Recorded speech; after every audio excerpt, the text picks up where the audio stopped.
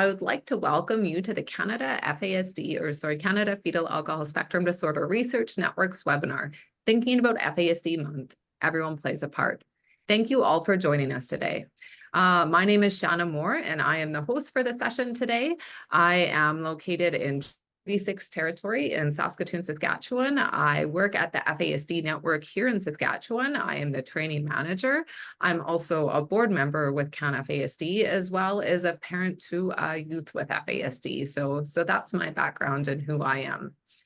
An important step, I just want to take a moment to chat about, an important step in reconciliation is the acknowledgement of traditional treaty lands and the recognition for the people of the territory. The Canada FASD Research Network recognizes the historical significance and contributions of Indigenous peoples and their cultures and understands the important role that Indigenous community plays today and in the future. We acknowledge that we live and work and meet on traditional territories across Canada of many of the First Nations, Métis, and Inuit whose footsteps have marked these lands for centuries. But I'm going to go ahead and I'm going to introduce all the speakers, and then we'll go ahead and get started. So our first speaker today is Fiona Binns. Fiona is the communications coordinator for the Canada FASD Research Network. She graduated in 2021 from the University of Bristol in the United Kingdom with a Bachelor of Arts in English Literature and went on to work in communications for the Royal College of Speech and Language Therapists in London. Fiona moved to Montreal at the beginning of 2023 and has been enjoying working for CanFASD since then. And after Fiona is done, we are going to hear from Madison North. Madison is the Prevention Conversation Facilitator at the Lakeland Centre for Fetal Alcohol Spectrum Disorder. She is a registered social worker in Alberta and has spent the last 6 years working in FASD, mental health and addictions. In addition to her role, she currently leads Lakeland's FASD events surrounding FASD Awareness Month and is the head of the awareness committee that organizes messaging, events, and resources. In her career, Madison has found profound power in providing education and support to create an understanding of FASD. She is passionate about creating spaces to have an open and non-judgmental conversation to provide professionals, the public, and youth with information on how no alcohol is safest during pregnancy and how everyone plays a role in creating healthier futures. So thank you so much to Fiona and Madison, and I will hand it over to you, Fiona. Thank you so much. I'm just going to share my screen. Okay, so thank you everyone for coming, and thank you so much for the introduction. Today, I will speak to you about the useful FASD month resources that CanFASD have available to support you and your communities in your planning for this year's FASD month. So before we start, I would like to personally acknowledge the land that I'm speaking to you from today. I'm in Montreal, which is located on the traditional territory of the Kanien'kehá:ka Mohawk Nation, a place that has long served as a site of meeting and exchange among Indigenous peoples. Historically, this region has also been home to the Anishinaabe and the Huron-Wendat nations, among others who continue to live in the area today. I acknowledge the ongoing significance of these lands for Indigenous communities, despite centuries of colonization and forced removal from their ancestral territories. I would like to recognize the resilience, strength, and contributions of Indigenous peoples, both past and present, in shaping the identity and diversity of Montreal. So as you probably know, September is FASD Awareness Month, and September 9th is FASD Awareness Day. First celebrated in 1999, FASD Day is devoted to raising awareness of fetal alcohol spectrum disorder to improve prevention of FASD and diagnosis and support for individuals with FASD. September is just under 3 months away, so it's important to start planning for it and make it as impactful as possible. So because of all the misinformation that is out there about FASD, it's important to use awareness best practices when we work towards challenging these perspectives. When preparing for FASD month, we need to use evidence-based information, consistent messaging, non-stigmatizing language, incorporate the voices of those with lived experience, and taking a strengths-based approach. So at CanFASD, we know that creating a campaign is time-consuming and resource-intensive. So we are taking the lead on drafting the messaging and graphics for FASD Awareness Month, so you can build on these resources in your own communities. Our past, current, and future themes for FASD Awareness Month are grounded in research, including the CanFASD Common Messages Guidelines. And we have also been guided by the Seeing the Spectrum report. So this was made by the Frameworks Institute, and they did a study in 2017 that mapped the gaps between experts and public understanding of FASD. And we used this report to create a theme and to make sure that the work we're doing is moving FASD and FASD prevention forward. And I've also been working closely with an amazing FASD Month committee on this campaign. The committee includes CanFASD staff, people with living experience of FASD, a research representative, a service provider representative, prevention representative, northern representative, and policy representative. So each month we've been meeting to discuss different parts of the FASD month planning, and we have used these discussions to inspire and inform this year's campaign. So with all that in mind, our theme this year is Everyone Plays a Part. When picking our theme, we were considering the value of interdependence, which is the notion that all Canadians have an interest in addressing FASD, because what impacts one person impacts all of us. So evidence has shown that promoting this value is likely to take the emphasis away from individual women and individual people with FASD and bring the focus instead to society as a whole. So as highlighted in the Frameworks report, this is a quote, it says, "The public tends to blame women for causing FASD and see people with FASD as other and separate from society. But framing the issue with interdependence can encourage thinking about the connections among us." End quote. So we want the public to realize that everyone has things they can do for FASD and FASD prevention, and that everyone should care about it. The public need concrete things that they can do to help. So our resources give practical tips for things all Canadians can do. So it's in all of our interests that this issue is taken seriously, because a society that cares for pregnant women and people with FASD is a society that will be fairer for everyone. So our resources and graphics that we'll be sharing and encouraging you all to share as well reflect the theme, Everyone Plays a Part. We want the public to understand that every single person in the community can make a change to support a society that is supportive of people with FASD. This is whether you're a lawyer, an educator, a family member, a politician, or anyone really. These changes can range from having a conversation with a neighbor, to taking a profession-specific online course, to advocating for FASD rights in Parliament. These steps, big or small, come together to shape a more equitable future for those with living experience of FASD. And equally as important, we all have a part to play in FASD prevention. So alcohol consumption during pregnancy is complex, and there are lots of reasons why alcohol use during pregnancy may occur.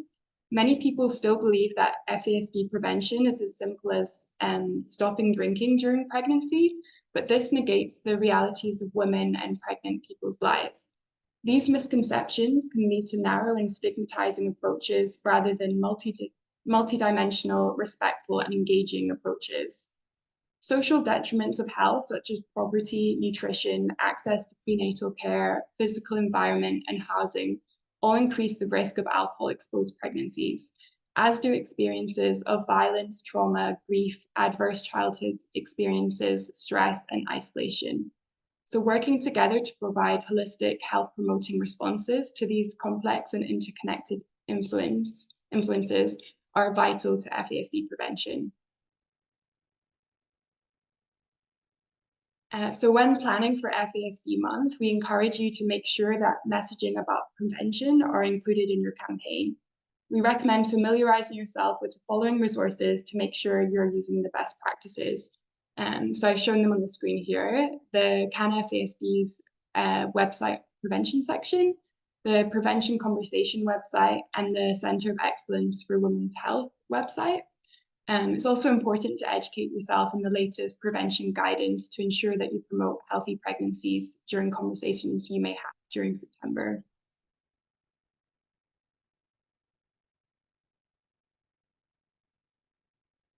So to promote our theme, we have created an interactive website for people to use.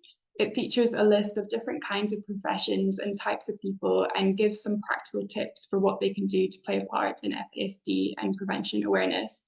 So whoever you meet during September, this could be your family member, someone you get chatting to at an event, your taxi driver, your colleague, anyone at all, point them in the direction of this webpage and they can see what they can do.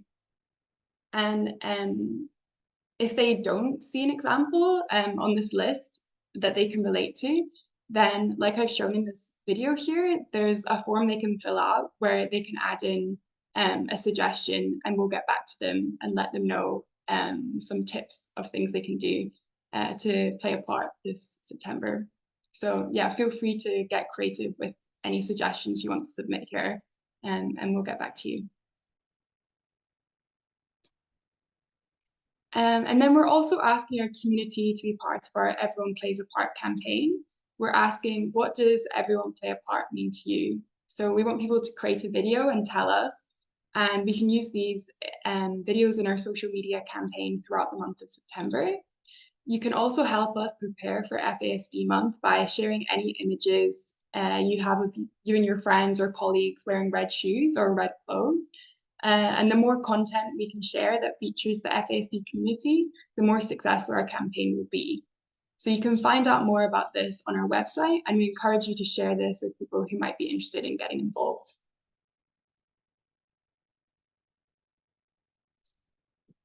So getting FASD month featured in the media is a great way to get a message out to new audiences that everyone has a part to play in supporting healthy pregnancies and supporting people with FASD. So it's also a great way to promote the amazing work that your organization is already doing. So here are some examples of some stories about FASD month in the past. These include Lethbridge, Red Deer, and Saskatoon. And if you're not sure about how to approach the media, you can use our FASD month media release template that we have available. So you can download this template from our website. We've laid out the media release for you. We've added some general information about FASD month, and you just need to update it a little to fit with your organization and where you're based. So media organizations want to tell stories from their local communities, so be sure to add in some local flavor to your release. So you could talk about what your organization is doing, or share some stories from community members, or highlight what events are going on in your local area. And then you can just send it on to your local media stations, including radio, television, or print, just with a short email.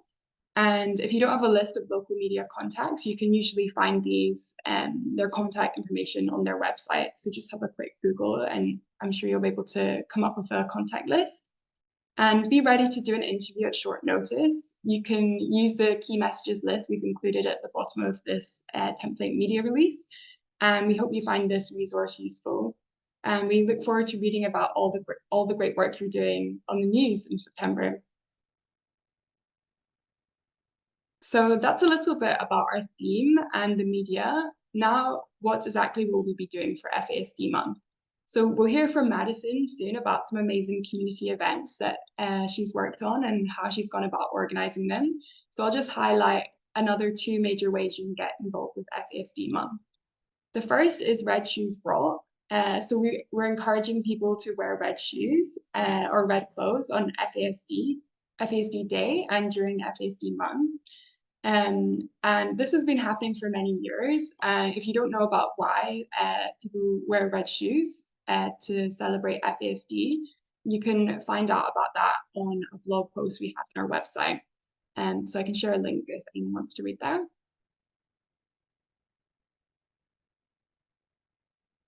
And then this year, we're continuing with the Canada Rocks Red campaign, where monuments and landmarks across Canada light up their buildings red to help raise awareness of FASD. Last year, 46 locations in 9 provinces participated, And this included the CN Tower in Toronto and the High Level Bridge in Edmonton. And we also had some international participation with monuments lighting up in Australia and Ireland.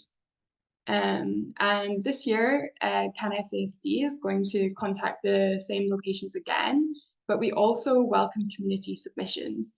So we would love if you could reach out to landmarks and monuments in your local city, town, or village and ask them to light up their building red from September 9th. We have a form on our website for you to fill out. So if you agree with a local monument to light up red, then we can add it to our list, and then other people can look on our website and find out what's happening in their area, and they can go along and take pictures. Yeah, and we'll be posting a full list of all the monuments prior to September, so keep an eye out on our website to find out what's happening in your community. So to summarize, these are the resources that we have available for FASD month. We have the 2024 FASD month toolkit, an information kit, social media toolkit, community events list, landmark list, and a template news release. And we want to help you reduce your workload and focus instead on your community outreach during September. So we really hope you find these resources useful. Like you, we want to see more support for FASD in Canada. And our goal with this campaign is to connect organizations and advocates across the country to create one united voice for FASD. So yeah, all of our resources are available now on the website. We will be adding some French translations of these soon. And I will also send out an email to all of our attendees with links to everything in the coming week. So please follow us on social media and download the toolkit, and most importantly, engage with FASD month activities in your area. And if you have any questions or want to find out more about how you can get involved, you can connect with us on the platforms I've shown here. And yeah, thank you so much. Thank you so much, Fiona. That was fantastic, and so many fantastic resources. I know I was making notes as you're going through, because there's the media release template is so fantastic and so useful, and that's a really cool thing that communities can be doing. And then you have, like you said, short notice media shows up. You don't know that they're coming, but they're there, and they're there to spread that positive hope-based awareness around FASD. So thank you so much. And now we'll hand it over to Madison. Thank you, Shana. And thank you, Fiona, for those wonderful resources. Just bear with me while I get my screen set up. There we go. Okay, so I've been kind of asked to talk about more ground level information today. And so I work at Lakeland Center for FASD, so that falls on Treaty 6 territory. So I'd like to acknowledge that that's home to the Cree, Dene, Blackfoot, Saulteaux, and Nakota Sioux people, and home to the Métis Nation 1 and 2. So I'm very honored to be able to present and work and play on these lands and recognize them, Indigenous people, as the traditional caretakers of these lands. So this is kind of just looking at our September awareness strategy at Lakeland Center for FASD. So my hope is that many of you that are joining this are looking at this from a perspective, either you're jumping in or you're a long-term dedicated professional, maybe you're an individual with lived experience or a caretaker. Either way, you're looking for some inspiration, and I'm hoping that I can give you some. So when Fiona, Audrey, and Shannon and I had discussed that in years past, we had looked extensively at research and creating an understanding, we now wanted to move forward and help people to develop an awareness campaign that suits their area and their community. It's a lot of what I do in my work. I always say I don't have clients, I have communities. And so how can we kind of design our campaign to fit each community that we work in? So I hope that this information is either going to help you to create or adapt your current strategy for those dedicated professionals or agencies, maybe re-inspire you or help you reimagine the ways that you raise awareness. in a way that helps reduce stigma and support growth and create FASD-informed spaces. Lastly, I really hope that it lends you to think outside the box, looking at what you could do differently, what do you do well, how can you create that engagement with community stakeholders, and how do you help communities lead in their events. So at Lakeland Center for FASD, we look kind of at 3 key areas for our awareness. Our mocktail challenge has become an intricate part of our awareness and has been a long-standing event that's well known to lots of key stakeholders in our communities. We focus on planning and creating community events and creating these events mainly in our 4 communities of Cold Lake, Bonnyville, St. Paul, and Lac La Biche, but also have a lot of our staff actively supporting other communities, nations, and settlements with their events. Lastly, we really ensure to have a prominent online presence as this expands our reach. So whether that's sharing information from other networks like CanFASD or other networks within Alberta, or sharing mocktail recipes and different things of that sort. So I did want to give you some infographics of posters and invitations that we've done in the past. So our mocktail challenge started in 2013, and it's used to create awareness and inspire our community stakeholders and our clients and caretakers in our communities in the power of a mocktail and a conversation. So our planning for this event begins early June. We've just started for this year.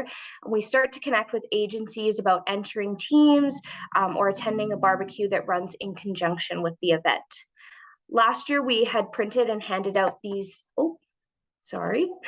these individual invitations, which was a very big success. We had our largest amount of 8 teams join us and compete, and many donations from those who could not make it. So as you can see on an invitation here, we do kind of identify that if you're not able to come out and enjoy the event with us, we would love any support that you can offer. So we supply all basic ingredients for a mocktail challenge, but encourage teams to be creative and bring their own supplies and specialty items. Our event typically lasts an hour, but the work that goes into it, it seems like there's so much for just a small portion of time, but it's really meaningful and it's really powerful. The teams are competing to win prizes and are judged by community judges. This year, we're looking to expand our reach for these challenges into other communities to kind of grow our reach. So expand beyond Cold Lake into St. Paul, Bonnyville, and Lac La Biche. So we've also found with our mocktail challenge that the more open we leave it, the more creative people get. So whether that's from a cultural representation piece to themes like Barbies and Kens, and last year we even had Spider-Man himself show up. So we also had RCMP and Victim Services show up and create that positive community connection in Breaking Bad costumes. But the creativity really doesn't stop with the teams. We also had cotton candy mocktails and blue cotton coconut blended mocktails and so much more. So it's really nice to see our community stakeholders come out and really take part. They get to see the work that we do, enjoy the work that we do, and have a little bit of fun in the mix. So following our events, we hear a ton of positive feedback, and we sit back as staff to debrief and discuss what went well and what didn't, and thank every staff member and volunteering team and donator for their work. So we even received letters of support from agencies who participated. So this was a letter of support that we had received from the woman displayed in the previous photo from New Dawn Métis Women's Society. So there are many types of events that happen in our communities, from barbecues, pancake breakfasts, awareness walks. We also had started a mocktail movement with bars last year. We've done stamped liquor store bags and wellness events with information. Any events that we do are open to professionals, general public, caregivers, and individuals with lived experience. I really would like to highlight our mocktail movement with bars last year. We had asked 2 local bars in the Cold Lake community to promote and offer a mocktail for the month of September. As you can see on the poster on the right, we created and printed this infographic based on the mocktail that they already had in the restaurant. So it was less stress. They already had all the ingredients and supplies. And so on the back side was prevention messaging, no alcohol is safest during pregnancy, and a QR code to our website if they wanted more information or needed support. So our community events and engagements are a key piece in creating awareness in the entire Lakeland area. They really help hone in for each community what they want as a representation for FASD Awareness Month. Bringing in support, and our staff always help out with any support, information, or supplies. Sometimes we help with finding donations or helping just prep and plan. We believe in our leaders in our communities and believe that they know best. And so we simply are a resource in helping them find what works for their event. Also, last year, we had a local restaurant agree to use tray liners that we designed and printed for the entire month of September. They technically went out of their way to help us out with this, so I'm not supposed to say who it was, but Schman W. So this poster really helped because we printed, I think, up to 700, and all of those went out on their trays throughout the month of September. We're looking at kind of adapting this year and hoping that we can get even more out, maybe a different design, maybe getting people to help us create the design this year. But it really was a great way to spread that awareness. And again, we had our QR code on it that allowed for people to scan and access our website if they needed any support. For our online presence, as I stated earlier, our online presence is important, and we focus on posting Instagram and Facebook's posts, including mocktail recipes, resources, myth and facts, and any public events or contests that are being held, whether they're run by us or run by other communities. We also pair with Wind Speaker Radio in our area and focus on awareness and announcing events during August, September, and have a radio presence all year long. We also offer school coloring contests. So each year we do a coloring contest school-wide for the Lakeland, broken down into age ranges. So there are 3 age categories for elementary, junior high, and high school. Middle school and high school. And so with this, we have first place prizes for each category. Last year, we had 24 schools in the Lakeland area enter, and a total of 535 students participate. Lastly, we do send out our proclamation letters by the end of July to all current leaders in our communities, asking them to announce and recognize FASD Awareness Day and Month in their community. I really encourage others to do this because it creates an awareness and engagement. We had our mayor of Cold Lake as a judge last year at our mocktail challenge, and he announced the proclamation in person before the start of our event. And it really engages the community and gets them thinking when those key stakeholders are taking a part. Now, it's not all rainbows and sunshines. We do sometimes have challenges. Last year, we thought this media contest would be great. And although it was a success in the end, we did run into a lot of barriers with personal profiles and privacy and how we were accessing the photos of people with red shoes. So sometimes you hit bumps, but don't let them stop you. Whether it's weather, lack of funds, or technology, there's always a way to make even the smallest celebrations more meaningful and successful. Lastly, a thank you goes a long way. We do many thank you and recognition posts, whether that's on our Facebook or our Instagram, radio ads, and much more to show that we appreciate everyone, big and small, that came to the event and helped out or donated. This keeps us accountable and really keeps the community wanting to participate. Lastly, you've got this. I know that a lot of time and effort and resources go into preparing for FASD Awareness Month and FASD Awareness Day. But remember that there's also a ton of resources and guides to help you, like all the ones that Fiona just showed at CanFASD, the Center of Excellence for Women's Health, and really any FASD network in your area is willing to help. Lastly, these are just my 2 favorite quotes. So unless someone like you cares a whole awful lot, nothing's going to get better. It's not. And if you think you're too small to make a difference, try sleeping with a mosquito, which I feel like we can really relate here in Canada. Thank you. Thank you, Madison. That was fantastic. And I was jotting down a bunch of notes, and I really like your mocktail challenge.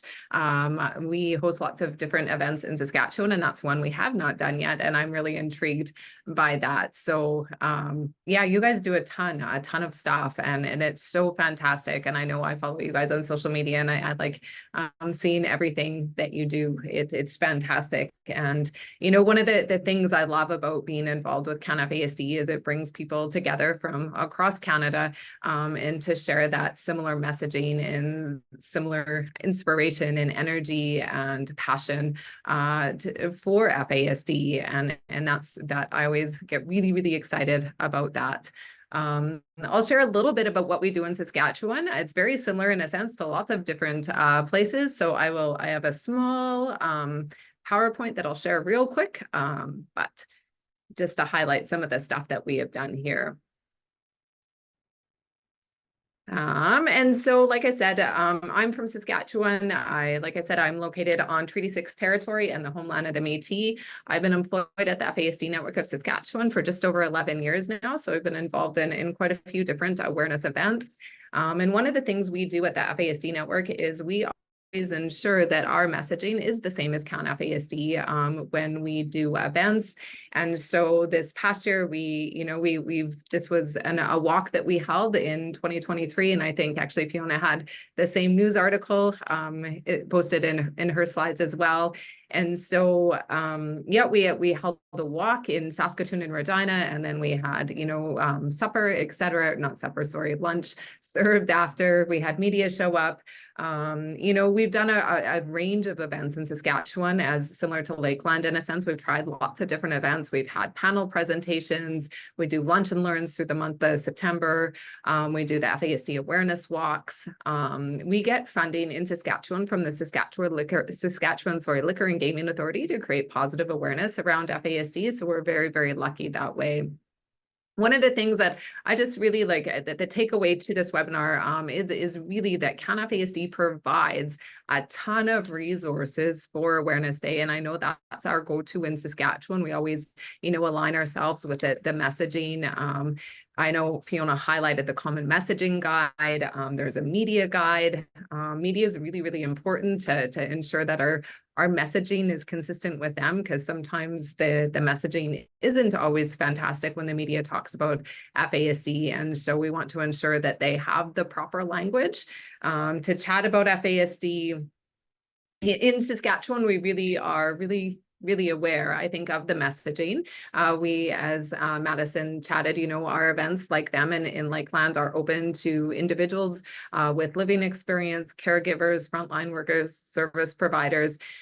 And so we always want to ensure that when people attend our events, that it's safe. It's a safe space when we're chatting about FASD. It's, Fiona highlighted it as well, the non-stigmatizing messaging, the consistent messaging, and always ensuring that we include the voice of lived experience. And that's really important. A lot of the people that we support, a lot of our clients attend the walks and our events.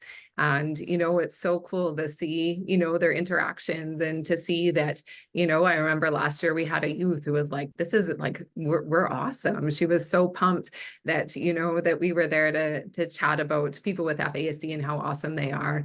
And as Madison and Fiona both highlighted, and ensuring that we have conversations around prevention and promoting healthy pregnancies as well.